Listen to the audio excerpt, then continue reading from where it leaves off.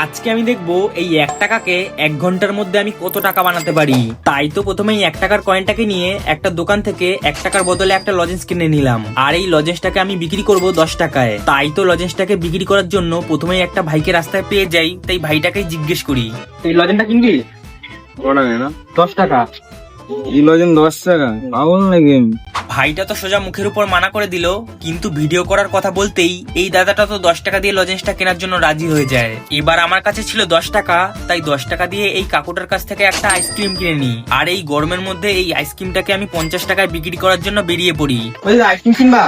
কত? 50 টাকা। না তাই ওইখান থেকে পালিয়ে একটা দাদুকে জিজ্ঞেস করতেই এই দাদুটাও তো মানা করে দিল। তারপর আর একটা দিদাকেও কেনার জন্য জিজ্ঞেস করলাম, কিন্তু এই দিদাটাও আইসক্রিম কেনার জন্য রাজি হলো না। গাইজ, এই আইসক্রিমটা মনে হয় না আর বিক্রি হবে, কারণ পুরোই জল হয়ে গেছে।